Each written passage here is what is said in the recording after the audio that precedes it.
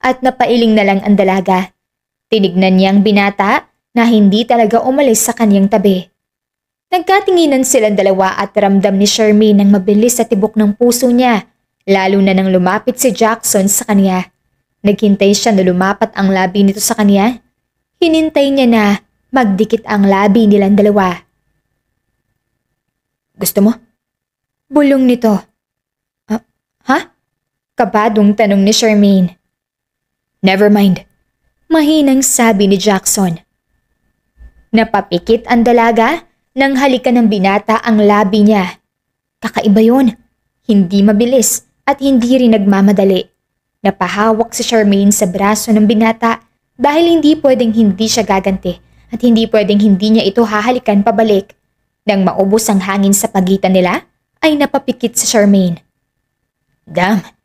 Natawa si Jackson at pinunasan ng lagpas na lipstick ni Charmaine. Bakit? Tanong ng dalaga. Ako lang ang pwedeng humalik sa'yo ng ganito. Malamig na sabi ng binata.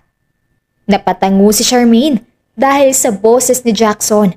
Pakiramdam niya ay matutunaw siya sa pagtitig nito at ang paghawak nito sa kanyang bewang ay kakaiba. Kaya naman nang makababa silang dalawa, hindi tinanggal ng binata ang kamay nito sa kanyang bewang.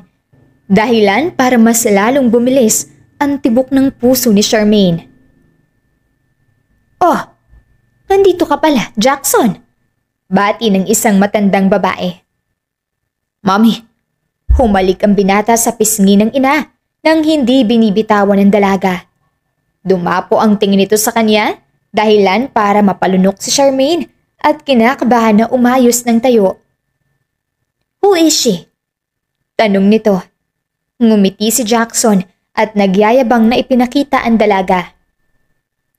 Siya ang babaeng gusto ko, ma'am. She's Charmaine. Magandang gabi po.